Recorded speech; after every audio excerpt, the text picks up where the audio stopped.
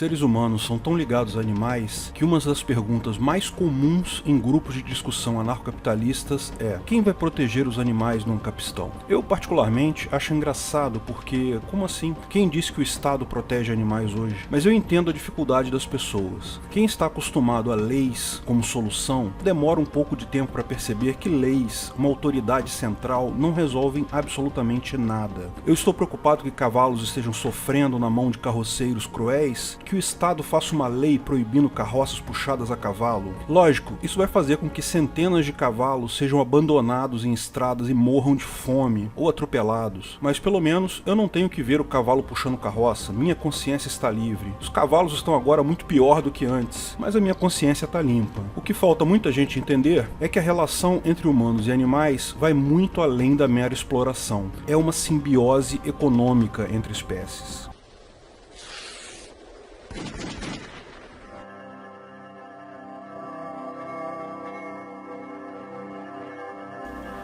Afinal, animais têm direitos no anarcocapitalismo?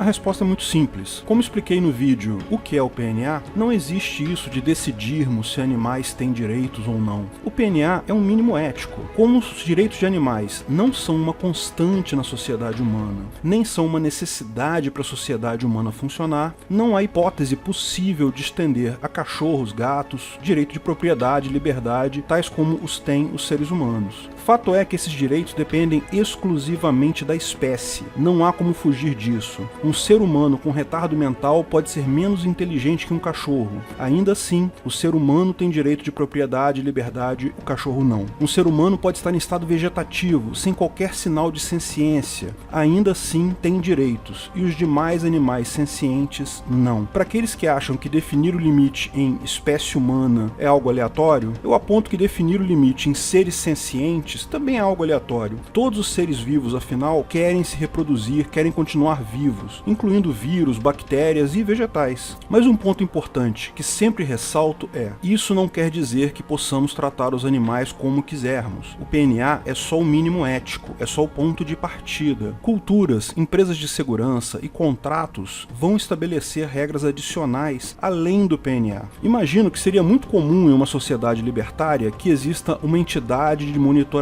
de animais. Essa entidade pode investigar, receber denúncias e avaliar, e publicar periodicamente uma lista de pessoas que maltratam animais. E certamente muita gente da sociedade civil vai fazer boicote dessas pessoas. O PNA não foi envolvido em momento algum, mas as pessoas vão ter incentivos para não maltratarem os animais. Essa é a lógica de uma sociedade descentralizada. Você não precisa de nenhuma lei, nenhum mecanismo que não seja apenas a informação. Além disso, a ideia de resolver temas complexos com leis simplistas sempre dá margem a problemas maiores que o problema original. Como explicamos no caso dos cavalos e carroças, toda vez que o governo resolve um problema com uma lei, gera 10 problemas 10 vezes maiores que o problema original. A interação entre seres humanos e algumas espécies animais é tão antiga e interdependente que podemos dizer claramente que a nossa espécie é simbiótica com várias espécies de animais. Não seríamos capazes de viver hoje em nosso padrão de vida sem o gado, o frango e o porco. A ingestão de proteína seria radicalmente reduzida,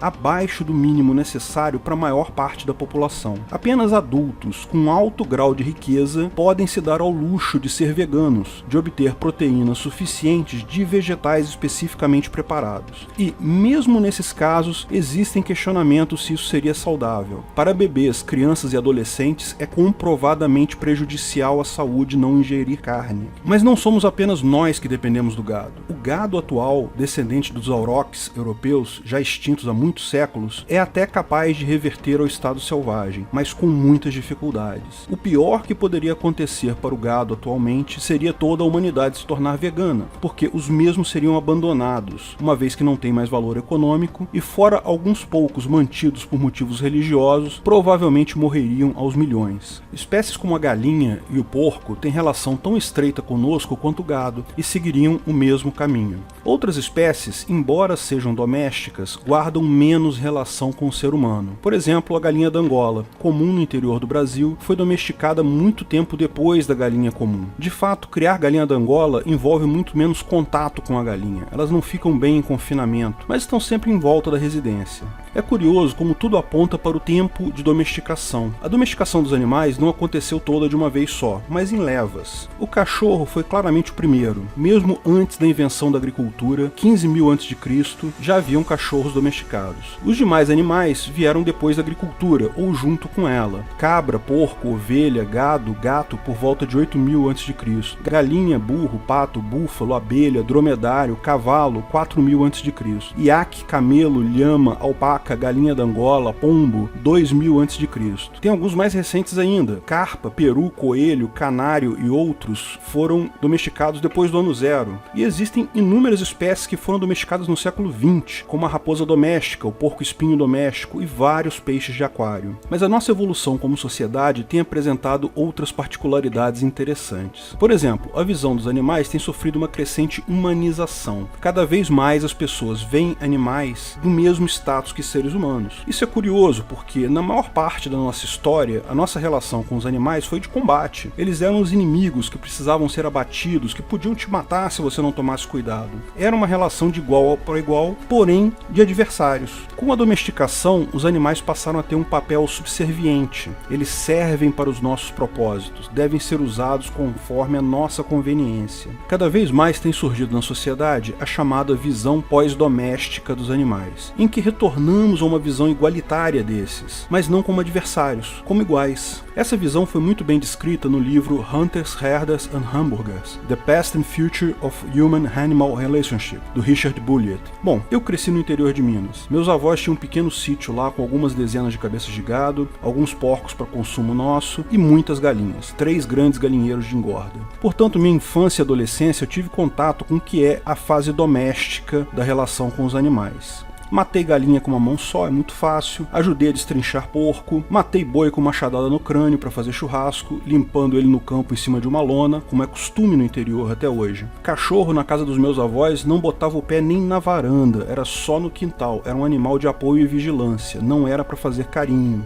Tudo isso é muito natural para mim, e essa visão dos animais como sujeitos de direito me parece bem frescura. Coisa de quem cria poodle em apartamento e acha que conhece animais. Desculpa falar francamente. Outro dia passou na televisão um programa em que o cara matava uma cabra para assar, com todo cuidado, sem crueldade alguma. Mas, lógico, para assar uma cabra você tem que matá-la, não tem outro jeito. Por algum motivo, pessoas ficaram histéricas com isso. O que eles achavam? Que carne dá em árvore? Mas reconheço que é uma tendência. A população tem se tornado cada vez mais urbana. O mais perto que uma pessoa média chega de matar um boi é escolher a picanha na geladeira do supermercado. Trata-se de um choque cultural que temos que passar. Eu vou morrer achando que é frescura, mas reconheço que sou parte vencida na cultura geral da população. A domesticação dos animais é uma história bacana que nos dá outras ideias interessantes. Ela começou com a domesticação do lobo cinzento, uma espécie de lobo já extinta, que deu origem a todos os cachorros atuais. Isso foi muito antes da agricultura, quando o ser humano ainda era caçador-coletor e vivia em pequenos grupos que se moviam ao longo do tempo, levando seus acampamentos temporários. Os lobos selvagens se aproximaram dos acampamentos humanos, buscando restos de comida deixados por esses. Alguns deles eram mais dóceis e passaram a acompanhar os humanos diretamente. Os humanos passaram a cuidar dos filhotes de lobos mais dóceis, lógico, quanto mais dócil era interessante para ele também. E rapidamente a seleção artificial levou uma nova espécie, o cachorro. Em troca de receber a alimentação dos seres humanos, passaram a ajudar os mesmos na caça, na guarda e em outras atividades. Pode parecer estranho como ensinar um animal a ajudar na caçada, mas veja, aqui reside um ponto central da domesticação de animais. O ser humano só tem capacidade de domesticar animais que têm predisposição para isso. Os lobos cinzentos já caçam em manadas, em que há um líder, o lobo alfa. Os lobos já têm pré-programado em sua genética técnicas de caça em que precisam apenas observar o lobo alfa e complementar a estratégia. Bastou o cachorro considerar o ser humano como seu lobo alfa e toda a programação para caça já estava pronta, era instintivo para ele. Esse é o mesmo motivo pelo qual o cavalo foi domesticado, mas a zebra não. O cavalo tem a tendência de seguir o líder do bando. Zebras não têm essa visão, suas manadas não têm líderes. São muito mais complicadas de domesticar, tanto que não o foram até hoje. De fato, existem 3 requisitos direitos para domesticar uma espécie. Primeiro, comportamento dócil. Ninguém quer ser ferido ao domesticar um animal. 2. Capacidade de reprodução em cativeiro.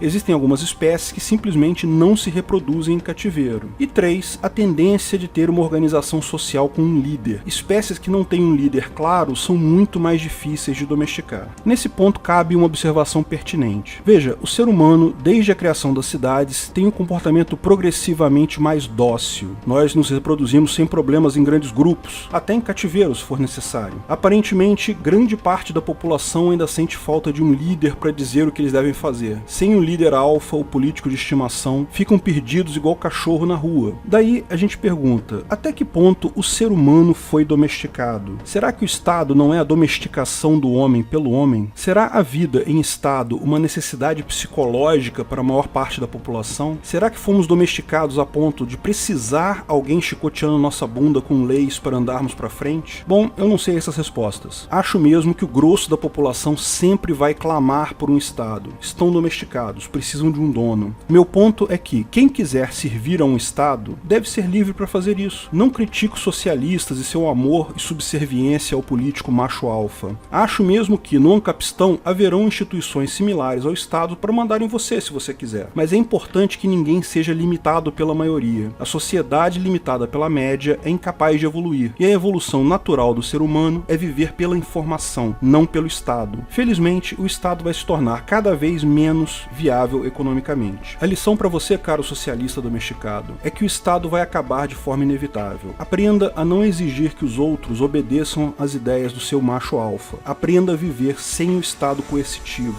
ou morra junto com ele. Se você gostou do vídeo, não esqueça de curtir e compartilhar. Clique no logo do canal para assinar e ser avisado de novos vídeos. Se quer saber mais sobre o assunto, veja um desses vídeos que selecionamos. Se quiser contribuir com o canal, ajudar na divulgação do anarcocapitalismo, veja na descrição de que formas você pode fazer isso.